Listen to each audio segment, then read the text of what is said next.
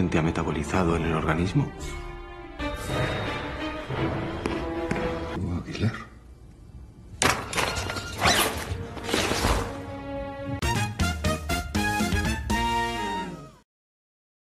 Tampak seorang pria berlari di kegelapan malam hingga tiba di sebuah jalan raya. Namun tiba-tiba sebuah mobil melaju kencang menabrak pria tersebut. Scene kemudian berganti. Seorang pria tampak menerima panggilan sebuah telepon. Pria ini bernama Jaime. Ia ternyata seorang polisi dan memiliki jabatan sebagai seorang detektif. Ia ternyata dipanggil untuk menyelidiki kasus pria yang tertabrak di awal film. Dan pria yang tertabrak itu bernama Angel Torres, seorang penjaga kamar mayat di institusi forensik. Akibat kejadian itu, Angel Torres mengalami luka yang cukup parah dan dirawat di rumah sakit. Trabaja en el Instituto Anatómico Forense. Jaime kemudian mulai melakukan penyelidikan. Mengapa Torres berlari ke dalam hutan pada pukul 8:30 malam? Torres ternyata sempat menelpon untuk meminta mobil patroli dan seperti orang ketakutan. Nah, ternyata pada malam itu salah satu mayat juga hilang di tempat Torres berjaga. Mayat yang hilang itu adalah seorang wanita yang bernama Maika yang meninggal akibat serangan jantung. Saat mencoba mengecek rekaman CCTV, ternyata semua CCTV telah dimatikan kecuali yang ada di pos jaga sehingga menyulitkan untuk melihat apa yang sebenarnya terjadi di kamar mayat. Nah, ternyata Maika ini merupakan istri dari seorang direktur perusahaan farmasi yang bernama Alex. Dan Maika bisa dikatakan sebagai seorang yang kaya raya dari orang tuanya sebagai pemilik perusahaan tersebut. Luna y Gloria. Voy a hacer algo así y conseguir que la aplaudiéramos. Scene pun berpindah ke rumah Alex yang nampaknya masih bersedih atas kematian sang istri. Beberapa kerabat turut hadir untuk memberikan tanda duka cita dan menghibur Alex. Namun tak lama kemudian Alex terlihat pergi ke suatu rumah dengan sebuah sepeda motor, dan sesampainya di sana ia disambut oleh seorang wanita muda yang bernama Carla yang ternyata merupakan selingkuhan dari si Alex. ¿A ti qué te pongo? ¿A ti qué te parece? Beberapa saat kemudian, Alex menerima telepon dan diberi kabar soal hilangnya mayat sang istri. Alex pun menduga kalau ada pihak yang telah mencuri jenazah Maika karena ia sudah sangat yakin kalau Maika telah meninggal. Meskipun Carla melarang Alex untuk pergi dan takut bila itu hanya tuduhan atau jebakan, Alex tetap memilih untuk pergi ke kantor polisi malam itu juga. Puede ser peligroso. Sesampainya di kantor polisi, Alex langsung diinterogasi oleh Jaime. Jaime menjelaskan bahwa sepertinya ada sesuatu yang dilihat oleh Torres sehingga ia ketakutan dan langsung kabur ke dalam hutan. Dan hal itu kemungkinan berhubungan dengan hilangnya jenazah Maika. Bila pencurian ini terkait dengan mafia jual organ, hal itu tidak mungkin terjadi karena umur Maika sudah tua. Alex pun ditanya apakah Maika punya musuh atau masalah dengan orang lain, dan Alex pun mengatakan tidak ada. Jaime pun menduga ada pihak yang ingin menyakiti Alex dengan cara mencuri jenazah sang istri. Alex kemudian diam-diam menelpon Carla dan memintanya untuk pergi ke rumah sakit tempat Torres si penjaga kamar mayat dirawat, serta mencari informasi apa sebenarnya yang dilihat oleh Torres malam itu sehingga ia lari ketakutan. Alex kemudian dipanggil oleh tim forensik untuk dimintai keterangan terkait riwayat penyakit yang pernah diderita oleh Maika. Alex pun sedikit bingung apa hubungan pertanyaan-pertanyaan itu dengan hilangnya jenazah Maika. Nah, ternyata tim Jaime dan dokter forensik mencoba menerka kemungkinan Maika mengalami mati suri. Tetapi anggota kepolisian yang lain berpendapat, jika Maika terbangun kembali dari mati suri, mengapa tidak pergi mencari pertolongan, tetapi ini justru menghilang tanpa jejak. Mereka akhirnya berkesimpulan jika mayat Maika memang telah dicuri. Dokter forensik kemudian berkata, setiap kasus kematian hanya bisa dikatakan terbunuh atau dibunuh jika ada bukti yang konkret melalui otopsi. Sementara otopsi kasus ini tidak bisa dilakukan karena mayatnya telah hilang. Mendengar hal itu, kecurigaan Jaime dan timnya langsung tertuju pada Alex. Buscaré todo lo que haya sobre. Karena sudah merasa jenuh, Alex meminta izin untuk pulang namun permohonannya ditolak. Ia lalu diminta untuk menunggu di dalam sebuah ruangan. Namun tiba-tiba Alex mendengar sesuatu dari kamar sebelah. Dan saat ia ke ruangan itu, ia menemukan sebuah box di atas lemari tempat jenazah Maika sebelumnya. Dan di dalamnya Alex menemukan sebuah botol yang bertuliskan TH16.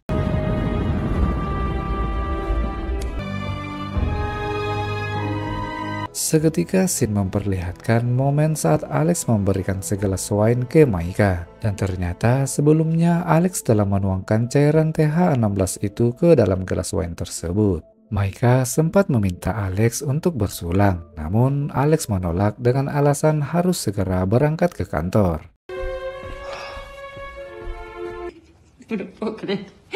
Es como estar despierta.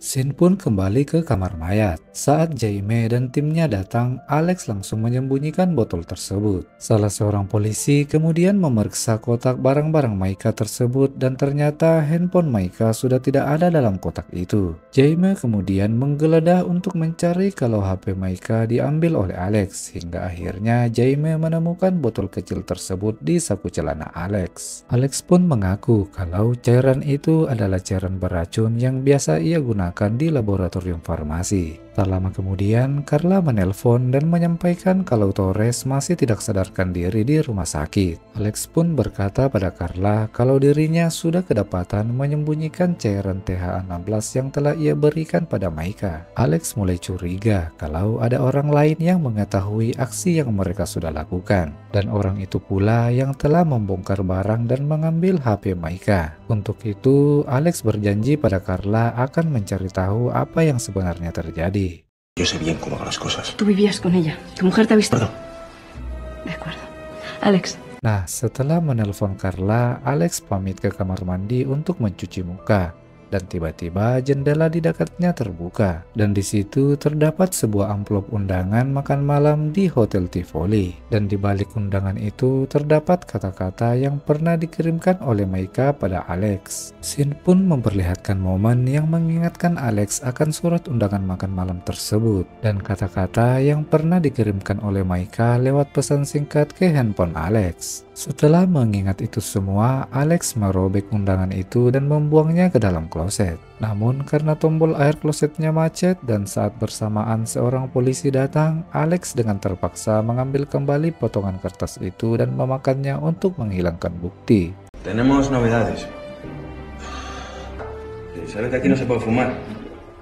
Alex kemudian dipanggil dan diperlihatkan sebuah ruangan kendali CCTV gedung yang telah dibobol oleh seseorang yang diduga kuat sebagai pencuri mayat Maika. Ia juga diperlihatkan kode akses di dalam ruang kendali yang telah dirubah. Dan ternyata kodenya menggunakan kode tanggal yang sering digunakan oleh Alex dan juga diketahui oleh Maika. Melihat hal itu, Alex pun semakin yakin kalau Maika lah yang berada di balik semua ini. Subió al depósito utilizando este montacargas. De informarme de que han localizado unas pisadas cerca de un... Nah, saat mereka menuruni sebuah lift, tiba-tiba terjadi insiden kebakaran sehingga menimbulkan sedikit kepanikan. Alex kemudian memanfaatkan momen tersebut untuk menelpon Carla. Ia pun berkata setelah melihat banyak kejadian serta menemukan banyak barang-barang yang terkait dengan Maika, ia berkesimpulan kalau Maika sebenarnya masih hidup. Alex pun berkata jika sebenarnya Maika sepertinya sudah tahu apa yang telah mereka lakukan. Dan semua bukti yang seolah-olah menggiring opini kalau ia adalah pelaku pencuriannya sebenarnya adalah permainan Maika.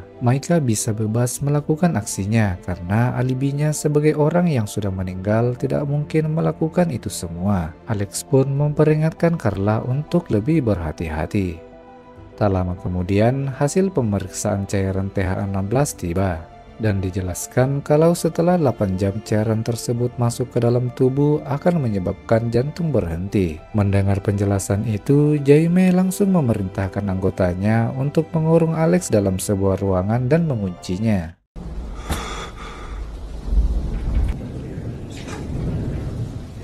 Nah, saat berada di ruangan itu, Alex tiba-tiba mendengar bunyi dering panggilan telepon. Ia pun mencari dan menemukan sebuah handphone dalam salah satu kantong jenazah, di mana di papan jenazah itu tertulis nama Xavier Alonso. Anehnya, panggilan yang masuk di handphone tersebut berasal dari nomor yang bertuliskan nama Maika. Saat Alex mencoba menghubungi kembali panggilan itu, ternyata yang mengangkatnya adalah karyawan sebuah restoran yang bernama Restoran Arabesco. Karyawan restoran itu berkata kalau handphone Maika tertinggal di restoran itu. Seketika itu, Alex kembali mengingat momen saat ia makan malam bersama Maika di restoran Arabesco. Pada saat itu, Maika sempat memperkenalkan seorang pria yang merupakan seorang ahli kejiwaan yang bernama Xavier Alonso. Mi psicoanalista. No sabía que...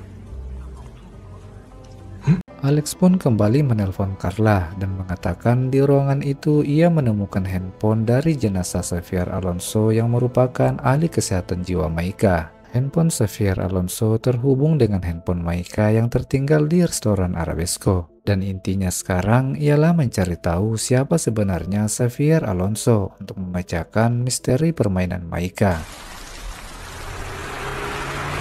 Tak lama kemudian, Alex dipanggil oleh Jaime. Jaime menarik kesimpulan kalau Alex telah membunuh istrinya Maika dengan racun THA-16 yang Alex sembunyikan di dalam sakunya. Alex pun memberikan alibi, mana mungkin ia membawa racun THA-16 itu saat datang ke kantor polisi. Jaime lalu bertanya lagi kapan pertama bertemu dengan Maika. Alex menjawab itu terjadi di Avalon, Pulau Santa Catalina, Los Angeles. Saat itu, ban mobilnya mengalami kebocoran di pinggiran jalan dan Maika lah yang pertama datang untuk memberinya pertolongan. Alex kemudian kembali ditanya kapan pertama kali menemukan Maika meninggal dan apa yang ia lakukan setelah polisi membawa mayat Maika. Alex pun menjelaskan setelah mayat Maika dibawa oleh pihak kepolisian, ia langsung memberi kabar kepada sanak keluarganya. Dan setelah sanak keluarganya pulang dari rumah, ia pergi membeli obat pereda nyeri. Setelah itu, ia mendapat panggilan telepon dan langsung ke kantor polisi. Untuk memastikan kebenaran perkataan Alex, Jaime lalu meminta obat pereda nyeri yang sempat dibeli oleh Alex. Namun, Alex tidak bisa memperlihatkannya. Karena memang faktanya setelah sanak keluarganya pulang, Alex malah pergi ke rumah selingkuhannya yaitu Carla. Jaime lalu berkata bahwa sebenarnya 3 bulan yang lalu Maika menyewa seorang detektif untuk mencari kebenaran apakah Alex selingkuh atau tidak. Dan jika terbukti, Maika pasti akan mencarikan Alex dan Alex tidak akan mendapat harta kekayaan dari perusahaan Maika. Itulah mengapa Alex membunuh Maika sebelum semuanya terlambat. Jaime kemudian menambahkan bahwa saat ini timnya sedang dalam perjalanan menuju ke rumah Xavier Alonso. Mendengar hal itu, Alex pun kaget karena menurutnya Xavier Alonso telah meninggal. Berdasarkan mayat yang ia lihat di ruangan jenazah dan di situ tertulis Xavier Alonso. Namun saat ia dengan Jaime mengecek kembali ternyata jenazah itu bukanlah Xavier Alonso.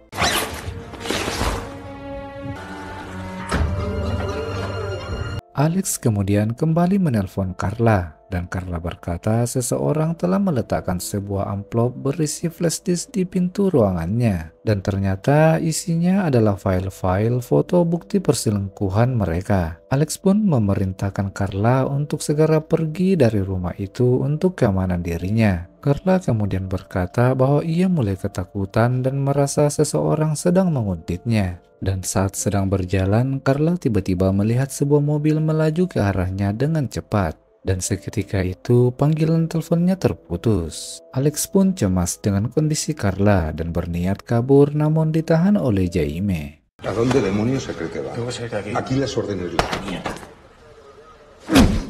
Keesokan pagi, Alex kembali diinterogasi oleh Jaime. Alex pun akhirnya jujur menceritakan perselingkuhannya dengan Carla. Mulai dari pertemuan awal mereka di ruang kuliah hingga hubungan yang lebih serius dan intim. Hingga pada suatu malam, Alex menceritakan semua rahasianya selama ini kepada Carla karena sudah merasa nyaman dengan dirinya. Alex pun mengaku bahwa ia sudah terlanjur sayang kepada Carla, tapi di sisi lain tak mungkin menceraikan Maika. Karena ia sudah terlanjur membuat kontrak pernikahan dengan Maika. jika mereka bercerai, Alex tidak akan mendapatkan apa-apa. Hingga pada suatu malam tercetuslah ide dari Alex untuk membunuh Maika dengan cara meracuninya sehingga terlihat seakan-akan Maika meninggal akibat serangan jantung. Jaime lalu berkata, jika demikian mengapa Maika masih bisa hidup? Apakah memang takaran racunnya yang kurang atau bagaimana?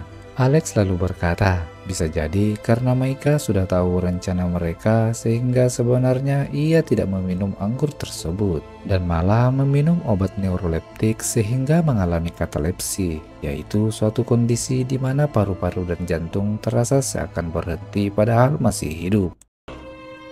Por favor. Tak lama kemudian, seorang polisi memberi kabar ke Jaime bahwa Torres, si penjaga ruang mayat, telah sadarkan diri. Polisi itu pun menceritakan tentang fakta yang dialami oleh Torres pada malam itu. Ternyata malam itu Torres melihat mayat Maika sudah berpindah dari lemari ke ruang lift. Dan saat selesai menelpon untuk meminta bantuan patroli, seorang pria bertopeng muncul dan menembak Torres dan untungnya meleset.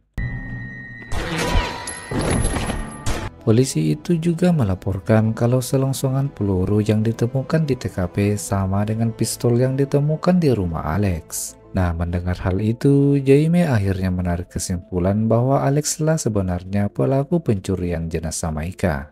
Meskipun demikian, Alex tetap mengelak kalau ia tidak memiliki pistol dan mengatakan ini sebenarnya adalah ulah Maika yang dibantu oleh seseorang untuk menjalankan skenarionya. Maika punya uang dan kuasa untuk bisa melakukan apa saja. Meskipun demikian, Jaime tidak peduli dan segera memborgol Alex dan menggiringnya ke mobil polisi untuk dibawa ke sel tahanan. El sospechoso afirma que la chica estaba sobre aviso. Nah, di tengah perjalanan mereka berpapasan dengan tim lain yang sedang melakukan evakuasi sebuah mayat yang ditemukan di pinggiran jalan. Dan setelah dibuka, ternyata itu adalah mayat Maika.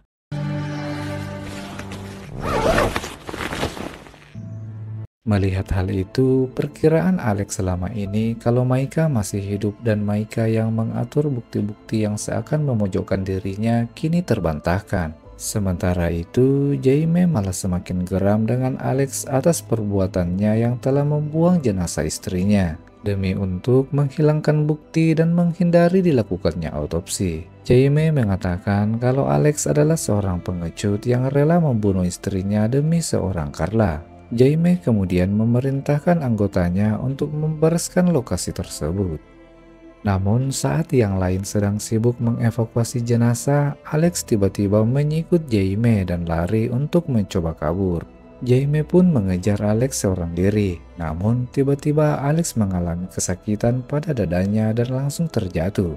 Alex pun meminta kepada Jaime untuk diberikan pertolongan medis. Tetapi Jaime malah berkata bahwa situasi Alex saat ini mengingatkan dirinya atas kematian istrinya 10 tahun lalu akibat kecelakaan. Saat itu, orang yang menabrak mereka malah pergi begitu saja, tidak membantu membawa istrinya yang luka parah ke rumah sakit. Apalagi saat itu kondisi jalanan sangat sepi, tidak ada kendaraan lain yang melintas selama 1 jam, sehingga sang istri meninggal. Beruntungnya anak Jaime mengingat ciri-ciri orang yang menabrak mereka. Dan ternyata orang itu adalah Alex bersama Maika. Dan ternyata anak Jaime tersebut bernama Eva yang telah menyamar sebagai Carla. Scene pun memperlihatkan serangkaian peristiwa yang telah terjadi sebenarnya adalah permainan Jaime dan anaknya Carla. Aksi mereka ternyata dimulai saat pertama kali Carla bertemu Alex dan mengingat betul wajah dari Alex yang telah menabrak mereka malam itu. Carla ternyata sengaja mendekati Alex untuk menggali informasi dan memastikan kalau Alex lah yang memang menabrak mereka malam itu.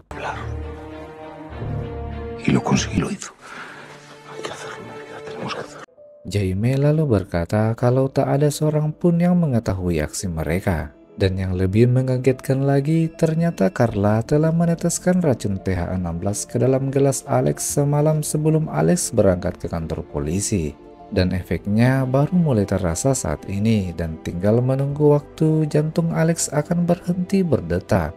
Sebuah akhir yang tragis bagi Alex akibat kesalahannya di masa lalu dan masa kini. Cardíaco a las 8 horas de su ingestión sin dejar ningún rastro.